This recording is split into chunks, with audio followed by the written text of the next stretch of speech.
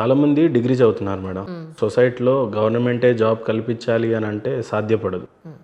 బేసిక్గా డిగ్రీ చదివిన తర్వాత చాలా పొటెన్షియల్ ఉన్నప్పటికీ జాబులు దొరకక చాలామంది అన్ఎంప్లాయ్మెంట్లోనే కూరిపోయి ఉంటారు ఎక్కువగా. ఎంటర్‌ప్రెన్యూర్స్ అంటే చాలా తక్కువ మంది బయటికి వస్తారు. ధైర్యం చేయరు. ఇంకా ధైర్యం చేయకుండా ఉండిపోయిన వాళ్ళు చాలామంది ఉండొచ్చు. ఆడపిల్ల కావచ్చు, మగపిల్లోడు కావచ్చు, ఎవరైనా. అలాంటి వాళ్ళ కోసం చెప్పాలి అని అంటే తెలియనంత కాలం తెలియనట్టే ఉంటారండి. వన్స్ దెబ్బ తగిలి ఆకలి తెలిసి తగిలిన దెబ్బ వాళ్ళు ఫీల్ అయిన రోజున ఎవరి అడ్వైజ్ అక్కర్లా, అంతే ఆటోమేటిక్గా లేచి వాళ్ళు ఏం చేయాలని వాళ్ళ దారి వాళ్ళకి తెలుస్తుంది. మనం ఏమంటే అడ్వైస్ చేయగలప్పుడు మనం ఏదైనా చెప్పినా కూడా ఎలా ఉన్నారంటే, మీకు చిన్న విషయం చెప్తాను. ఈ రోజులో మనం మంచి చేయాలనుకున్నా కూడా చెడు ఎదురవుతుంది. ఫర్ ఎగ్జాంపుల్, ఇప్పుడు అంజలి నీకు ఇంతమంది డాక్టర్స్ తెలుసు కదా, నాకు ఈ ప్రాబ్లం ఉంది, కొంచెం డాక్టర్ని సజెస్ట్ చేయవా అని అంటే నేను ఒక డాక్టర్ని సజెస్ట్ చేస్తాను. తీరా సజెస్ట్ చేసిన తర్వాత వాళ్ళకి అపాయింట్మెంట్ దొరకదు. ఆ డాక్టర్ దగ్గర దొరకలేదని మళ్ళీ అడుగుతారు. మనం ఫోన్ చేసి అపాయింట్మెంట్ ఇప్పిస్తాం. వెళ్ళిన తర్వాత ఆ డాక్టర్కి వీళ్ళకి సెట్ అవ్వదు. మేబీ ఎందుకు సెట్ అవ్వదు అనేది రకరకాల పారామీటర్స్, ఒకటి కాదు. లేదు వాళ్ళు ఇచ్చిన మెడిసిన్ వీళ్ళకి పని చేయకపోవచ్చు. ఇప్పుడు వీళ్ళు ఏమనుకుంటారు, అంజలి చెప్పిన డాక్టర్ నాకు పని చేయలేదు అంటారు. అలాగా ఎవరి జీవితానికి మన అడ్వైజులు పనికిరావు. ఎవరి జీవితం వాడిదే, ఎవరి దెబ్బలు వాడివే, ఎవరి లెసన్స్ వాడివే. అందుకని అడ్వైస్ చేయడానికి ఇవిడ పెద్ద తోప అంటారు ఇప్పుడు, లేకపోతే. సో అందుకని అలా కాదు. నొప్పి తెలుసున్న వాడికి, కింద మంట ఉన్నవాడికి ఖచ్చితంగా లేచి పరిగెడతాడు. That's it. ఇండియన్ కల్చర్కి ఒక అందమైన చరిత్ర ఉంది అని అంటే నిజంగా ఒక పెళ్ళి, ఒక ఆడపిల్లని ఒక మగపిల్లోడిని జతపరిస్తే ఒక అమ్మాయి ఒక అబ్బాయి జీవితకాలంలో నడవాలని చెప్పేసి 3 ముళ్ళ బంధం వేస్తుంది. నిజంగా ఇండియాలో ఉన్న గొప్ప కల్చర్ అది. అలాంటి పెళ్లి మీద మీ ఒపీనియన్ చెప్పండి ఫస్ట్. నాకు పెళ్ళి అనే వ్యవస్థ మీద అద్భుతమైన నమ్మకం అండి. చాలా గ్రేట్ ఫీలింగ్ ఉంది దాని మీద. అంటే గొప్ప విలువైన వ్యవస్థ అది. గొప్ప విలువైన వివాహ కుటుంబ వ్యవస్థ అది.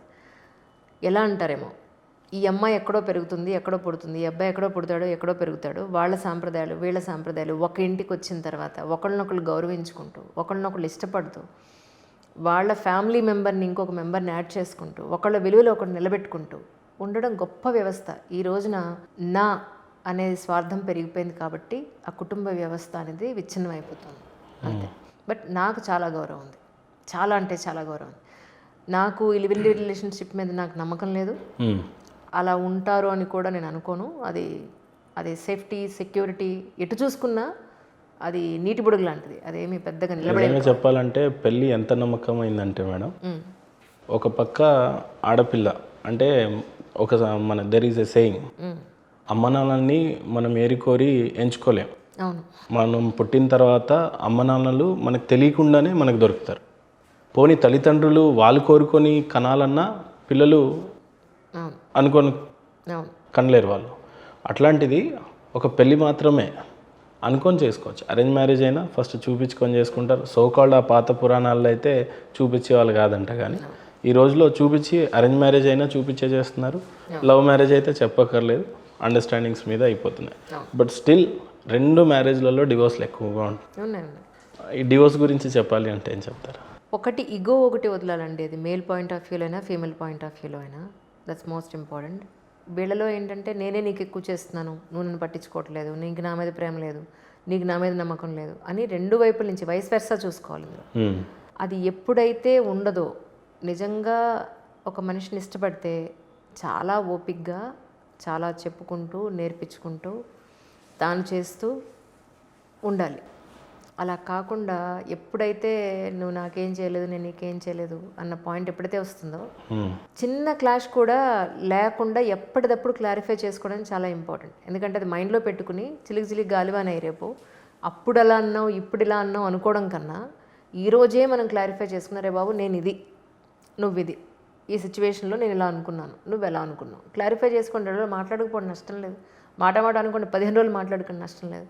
విడిపోవాలి అని ఒక్క థాట్ రానియకుండా పేరెంట్స్ని, మొన్న గరికపాటి గారు మాట అన్నారు, పేరెంట్స్ తిడుతున్నారు, కొడుతున్నారు, లేదంటే గొడవలు అవుతున్నాయి, మాట వస్తున్నాయని చెప్పి పేరెంట్స్ని కాదని అనుకోవడానికి వెళ్ళిపోతున్నామా? మనం ఎక్కడికన్నా మాట వస్తుంది, కలిసే ఉంటున్నాం, అభిప్రాయ భేదాలు వస్తుంది, కలిసే ఉంటున్నాం, వాళ్ళు కొట్టినా మనం ఒక మాట అన్నా కలిసే ఉంటున్నాం, మరి విడిపోవడం ఎందుకు ఇక్కడ?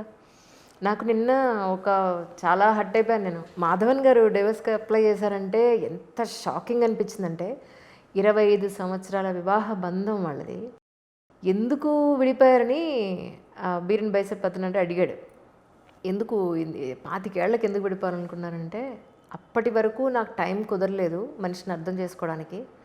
ఇలాంటి మనిషితోనే నేను కలిసి ఉందని అనిపించింది ఒక్క సెకండ్ అనేటప్పటికీ. అమ్మ బాబోయ్, అంటే అప్పుడు కూడా అడ్జస్ట్ అవ్వలేకపోయారా, ఎందుకు జరిగిందని బాధేసింది నాకు ఫస్ట్ టైం. 25 ఇయర్స్ అంటే చాలా బాధేసింది. అది ఎందుకు నేను అస్సలు డైజెస్ట్ చేసుకోలేను. డివోర్స్ అనే పదాన్ని డైజెస్ట్ చేసుకోలేను నేను అస్సలు చేసుకోలేను. జీవితం 44 ఇయర్స్ గడిపేశారా? ఇప్పుడు నా ఏజ్ కావాలా మీకు? చలో ఏదో 40+ ఇయర్స్ అయితే గడిపేశారు. ఇంకా ఆశయం కోసం అడుగుదాము అని అంటే మిమ్మల్ని, మీ ఆశయం కొద్దిగా మీరు మాట్లాడే విషయంలో ఆశయం అర్థం అవుతా ఉంది. బట్ అంతిమ లక్ష్యం ఏంటి మీది అని అంటే చెప్పాను కానీ మళ్ళీ మీరేమనుకోకూడదు. మరి పిల్లల్ని సెటిల్ చేయడం అంటే డబ్బులు ఆస్తులు అని కాదు. వాళ్ళ ఉద్యోగాల్లో పెళ్ళిళ్ళు చేసేసి మంచి ఫ్యామిలీతో సెటిల్ అయిపోయింది. ఒక చిన్న ఇల్లు అన్నా కట్టుకోవాలని నా తెలుసుకోవట, నా మొగ్గు. ఇంతకుముందు చెప్పాను నేను యాక్చువల్లీ, కానీ అదే ఉంది, అదే నిజం కాబట్టి నేను దాన్ని మార్చలేను. ఇప్పుడు కాదు, 10 ఇంట్రీలైనా 10 ఇంట్రీల వరకు నేను ఇల్లు కట్టుకోకపోయినా ఇదే ఉంటుంది కోరిక. సో నా మొక్కలు, నేను తినే తిండి నా ఇంట్లోనే పండాలి. అవే తిన్నా నాకు ఇబ్బంది లేదు, కానీ ఏవో కొత్తవి తీసుకోవాలని నేను అనుకోను. నాకు కూరలు, నా కాయగూరలు నేను ఇంట్లో పండించుకుంటూ హ్యాపీగా లైఫ్ లీడ్ చేస్తూ సొసైటీకి కావాల్సిందా మంచి చేసుకుంటూ వెళ్ళిపోతాను. నాకు ఎక్కడ కనిపించినా మనుషులకు మంచి చెప్పుకుంటూ చేసుకుంటూ వెళ్దాం. లైఫ్లో ఎప్పుడన్నా అబ్బా అక్కడ ఆ డెసిషన్ తీసుకోకపోయి ఉంటే నా లైఫ్ ఈరోజు ఇలా కాదు ఇలా ఉండేది, యూటర్న్ జరిగిన సందర్భం ఉందా? చాలా చాలా చాలా. ఎలా? అదే అనుకున్నా. అంటే పరిస్థితులు ఎలా తీసుకొస్తాయంటే అండి మనిషిని, ముందు నుయ్యి వెనక గొయ్యి అంటాను చూసారా. ముందుకు వెళ్ళిపోతే నువ్వులో పడిపోతాం, వెనక్కి వెళ్ళిపోతే నువ్వులో పడిపోతాం. సో ఏది బెటర్ అని చూస్ చేసుకోవాలి అక్కడ, అంతే. ఇందులో పడిపోతే దెబ్బలు ఎక్కువ తగులుతాయా, ఇందులో పడితే ప్రాణం పోతుందా? సో ప్రాణం పోయే సైడ్ పోకుండా కొంచెం ఎక్కువ దెబ్బలు తగిలినా ఇటే పోదాం అన్న దాంట్లో తీసుకుని చాలా అనుభవాలు దాటి వచ్చారండి. ఇప్పుడు మీరు చెప్పిన దాన్ని బట్టి రెండు గోతులే కానీ తక్కువ దేంట్లో తగిలితే అంతే. గుడ్డోడి కన్నా మెల్లకన్నా ఉండడం బెటర్ అంటారు.